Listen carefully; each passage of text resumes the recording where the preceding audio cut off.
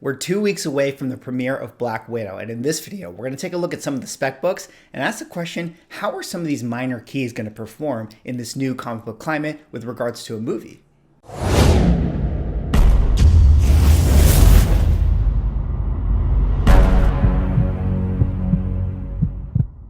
Ladies and gentlemen, welcome back to another video with Swaggle Haas. And in this video, we're talking about Black Widow spec books. That's right, we're just 2 weeks away from the premiere of this movie. And some of these books are getting really, really hot. So in this video, I kind of wanted to talk about some of the books that might still be worth taking a look at if you're interested in speccing on them, and what other books might be, ones to avoid leading up to the film. And then ultimately ask the question, how are some of these minor keys going to perform with regards to a movie versus a TV show? Because what we've seen with the Disney Plus shows is week to week, the hype is able to build. Whereas the movie, once we get past the weekend, how are these minor keys going to perform if they don't, continue to last with regards to the storyline of the MCU later on in future movies or weekly episodes later on down the line? But before I get into the books for today, if you guys could drop me a like or a comment or subscribe if you're enjoying the content, help support the channel, do one of those things, and I would appreciate it.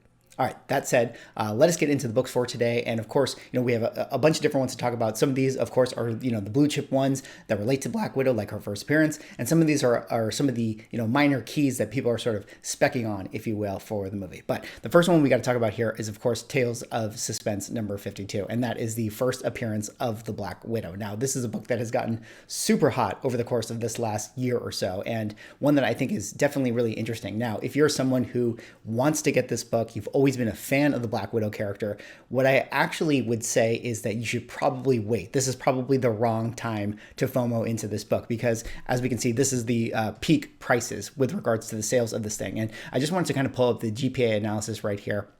When we take a look at this, this is kind of like a 4.5 grade, so a good mid-range grade here. And we look down at the bottom back here in 2019, we see that this book was going for 800, 900, 800. You can see the prices right there back in 2019, right up here. You can see the year. So this is, of course, when the year that the movie was supposed to be released, right? Everyone was excited about the Black Widow character. The movie was supposed to come out. Then we got the COVID year. The movie got pushed out. Everything got moved back. And you could see here in the lull period of 2020 during the COVID year, you can see that there was a pretty significant price drop of about 15 to 20%, where in 2019 we were seeing, the $800 range. Here we're kind of seeing that $600, $700 range. And now as we're gearing up back towards the movie in this new kind of comic book market, the climate, you can see that this is easily past the four-figure range now. We're in the 1,000, 1,200. We see a high of 1,400 right here for the 4.5. So this is, of course, for the 4.5 grade, but I just kind of want to show you guys, generally speaking, where we are with regards to the prices of this book. So when it comes to Tales of Suspense 52, if you're someone who is a huge fan of the Black Widow character, what I actually would recommend is you probably wait till the hype of the movie dies down, and then perhaps in the next year or so, you can kind of pick this book up once the price drops back down or has a mild correction. So Tales of Suspense 52, first appearance of Black Widow, great Silver Age book, but one that I would definitely use caution on your purchase with this one, unless you can find an incredible deal in an LCS or through a relationship. All right, let's go on now to the next book here for Black Widow, and that is going to be Avengers number 43. And what is the significance of this? This is the first appearance of the Red Guardian. There you see him on the cover. Of course, the Red Guardian is going to be played by David Harbour. So we know, in fact, that he is going to make an appearance in this film. He is the father of Natasha Romanoff and Yelena as well. It seems to that's what we're getting in terms of the movie trailers, which is something that they changed from the origin of this character, who I believe was actually Natasha's husband when they released him in this Avengers comic book right here.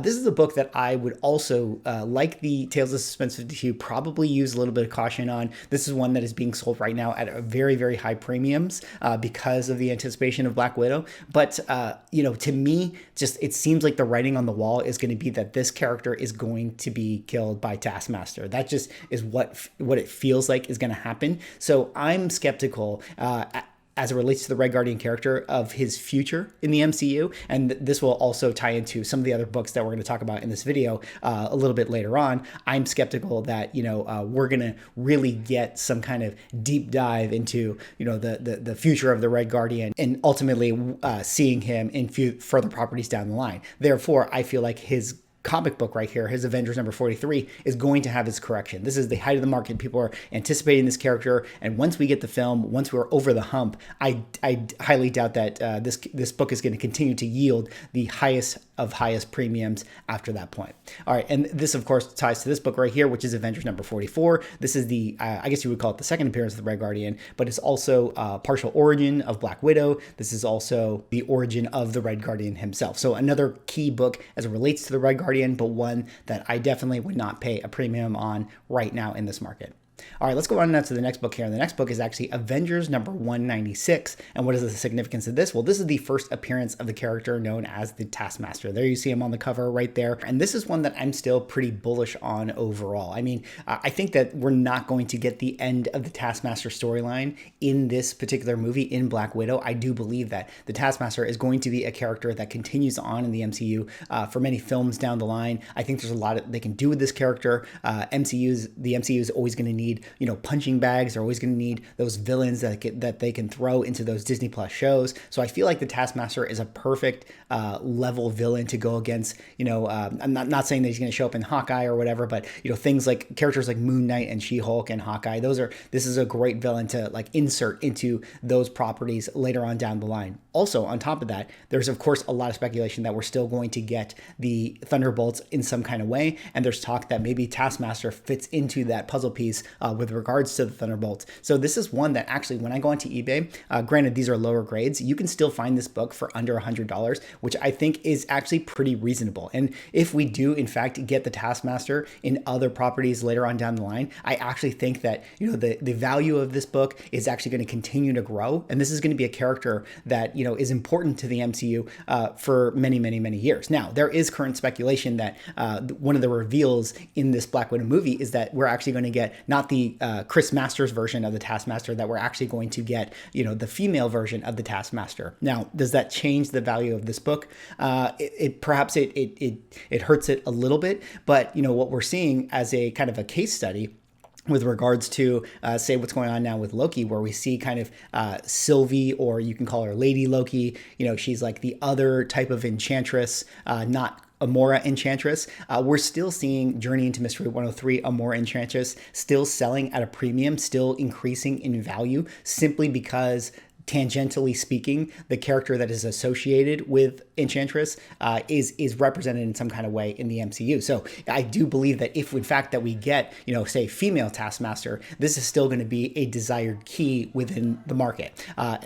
Also, this is also going to be something else I talk about with another character later on in this video, where I think that if we don't, in fact, get the quote-unquote true version of that character, I still believe that their first appearance is still going to be one of the valuable books as it relates to, the spec value of that character. All right, so Avengers 196, first appearance of Taskmaster, one that I'm still very bullish on, one that I haven't personally come across yet, but I would definitely pull the trigger if I found a good deal on this book. Similarly, Avengers 195, this is the first cameo appearance of the Taskmaster. This is one that I would say that if you're in your LCS flipping through the Avengers section, you might be able to find a sneaky pickup of this book right here, and it still has some value in this market right now. So keep an eye out for 195. All right, let's go on now to the next book here. And of course, I was alluding to this. This is Incredible Hulk number 449. And what is the significance of this? Well, this is the first appearance of the Thunderbolts. There you see them right there on the cover. There you see the title introducing the Thunderbolts. And this is one that of course, has been spec'd on all year. In fact, the majority of last year too, people were talking about the Thunderbolts showing up in the MCU. Now, we were thinking that we might get them in Falcon and Winter Soldier. And perhaps that was actually the plan once upon a time. There's a character, Yelena, who we're going to talk about later in this video, that was maybe going to show up in Falcon and Winter Soldier. There's rumors that she actually got cut because of, the delay of Black Widow. And I think that something similar might have happened with the Thunderbolts in Black Widow as well. I think the Thunderbolts, if they in fact are coming to the MCU, were originally going to be revealed in the Black Widow film and then have ties to Falcon and Winter Soldier. But they were I guess, had to cut their scenes or whatever the case may be. It seems like they had to change their plans. But this book right here, Incredible Hulk 449, is the first appearance of the team.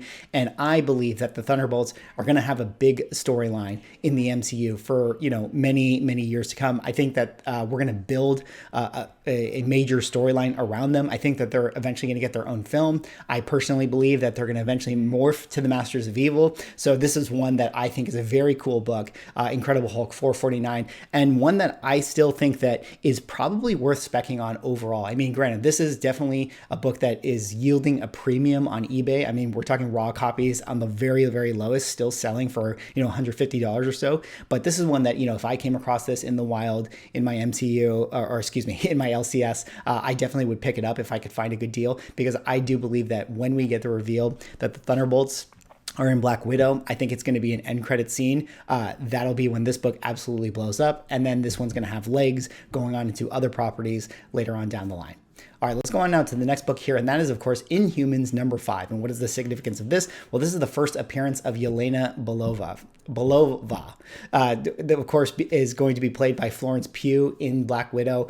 We've seen her in the trailer. We know that she's coming. There's been a lot of speculation that she's going to be the next Black Widow. She's going to take up the mantle from Scarlett Johansson, which I actually do believe that. I think Florence Pugh is kind of one of the young rising stars within Hollywood right now, and I do believe that that the MCU and Marvel is going to want to utilize her star power for many films going on in the future. So I do think that this is a great book to spec on. Now, that said, this is a very expensive book overall. So this one is definitely heated up. We're talking definitely in the three-figure range, 150, 180, that type of thing right now. So I would probably wait a little bit on this one, but I do think that this is one that's going to have legs in the MCU for many years, because I do believe that Florence Pugh is going to have a role in further films. And also, it was speculated that she was going to have an appearance in Falcon and Winter Soldier. So you can already see that, the MCU wants to utilize her in some kind of way.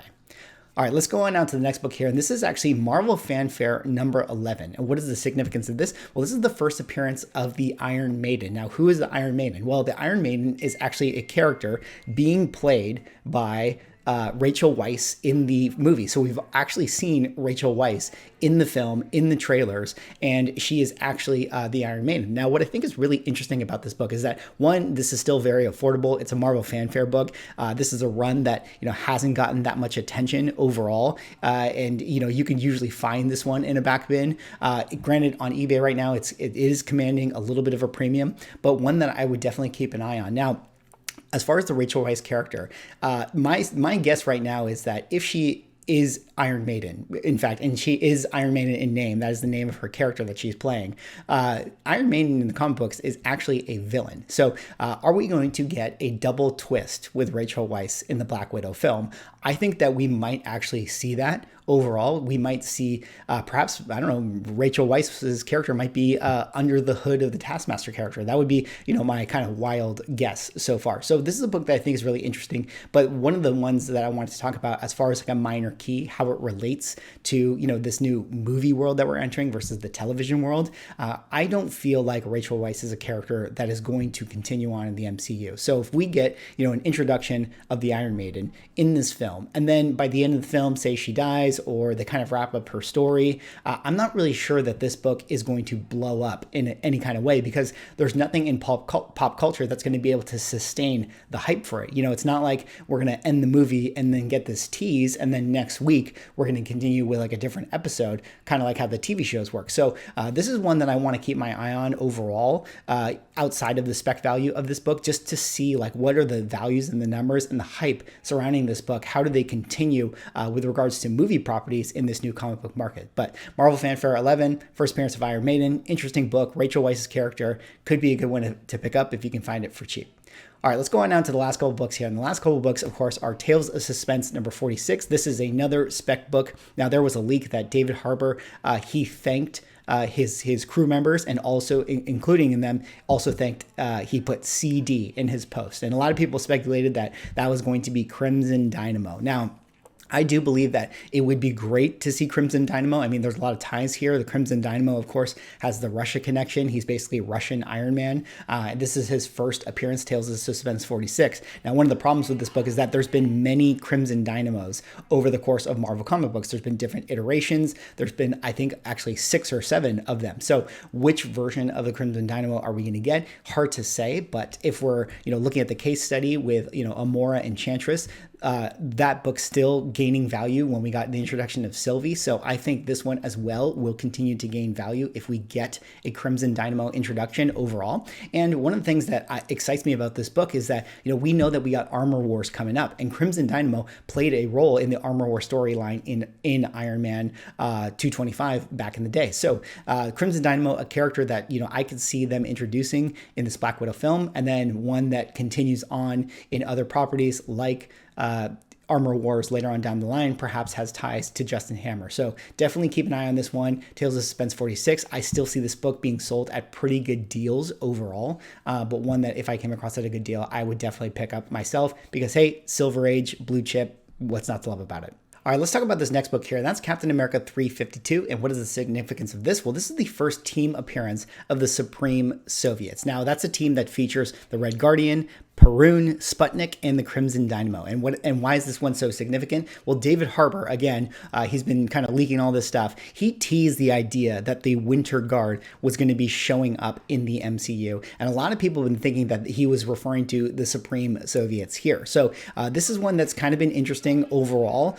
Definitely been, selling around that like kind of minor key level of like the $25, $30, $35 range. But this is also one of those books that I feel like even if it does pan out, that we get, say, the Supreme Soviets in this Black Widow film, this is one that I personally would avoid specking on because, again, I feel like with this new movie universe that we're living in, it might be a part of the film that we kind of like, in David Harbour's backstory as we learn about the Red Guardian, maybe there's a flashback scene that kind of reveal, the Supreme Soviets. Maybe we get some allusion to it, but I don't feel like, the Supreme Soviets are going to be a team that we, see in further properties. I feel like they're going to kind of wrap that storyline up within regards to the film itself. So this is one that, I think is really interesting in comparing it to, the Disney Plus shows where, we kind of get these teases week to week. And, you could imagine if this was a Disney Plus show, they'd end it, on a cliffhanger where they would show, oh, here's the Supreme Soviets. And then everyone would go crazy that week, buy this book. And then next week we would get the storyline. And then at the end of the show, we would kind of be done with it. So this is one that I think is interesting when we look at minor keys. I don't know if they're going to have the same kind of legs overall in the MCU movies as they do currently right now in the TV show. So Captain America 352 could be an interesting pickup, could be one that's worth grabbing if you happen to see it in like a Captain America back bin. Maybe you can find this one for under $5. That would definitely be worth picking up. But, any more than that, I would definitely use caution. All right, let's go on now to the last book here. And the last book I have is Incredible Hulk number 258. And what is the significance of this? Well, this is the first full team appearance of the Soviet super soldiers featuring Dark Star, Crimson Dynamo, Ursa Major, and Vanguard. And what is interesting about this one is there's an actor in the Black Widow film, Olivier Richards, who is a Dutch guy, and he's like a super, super big dude. And he has alluded to the fact that he might be playing the character Ursa Major in the Black Widow film. And that got everyone speculating on this book here overall, Incredible Hulk 258. Now, this is something similar to sort of the Captain America 352 one that I was talking about, or Marvel Fanfare kind of 11. How do we feel about these minor keys as they relate to movie properties here? Do we feel like that actor is going to have a major role in the MCU moving forward? I'm not really sure about that, but this is one that, has definitely heated up recently. I see this one being charged on eBay around the $40, $45 range. So definitely a book that I, again, would use caution on this one. I don't know that we're going to get like Ursa Major as a main player in the MCU for many years to come. So one that I think is, we're kind of at the top of the spec market for this. I do believe that, of course, if we do get a reveal of his character, this book could take another bump overall. But, do I think that, this is going to be one that sustains past past that. Do I think that the story of Ursa Major is going to continue past the film? I'm not so sure about that one. So this is one, of course, again, if you can find this in an LCS at a good deal, maybe worth picking up. But right now, I would definitely avoid paying those eBay prices. Anyways, that is all I have for this video. Those are some of the spec books and kind of me just sort of talking about them with you guys here. You know, how do you guys feel about these? Are you guys still wanting to spec on any of this stuff? You know, for me, I like to use caution. I only like to go for, you know, the books that I think are, you know, A tier or have legs with regards to the MCU. Things like, you know, Taskmaster, for instance, is one that I would still keep my eye on. But, you know, some of those other minor key ones, I don't think that they're going to have the same legs that the minor keys relating to the TV shows do, because, you know, they're not able to generate the continuous hype week to week to week. Anyways, that's all I have. Let me know if you guys have any of these books. Drop me a like, comment, subscribe if you're enjoying the content, and I'll see you in the next video.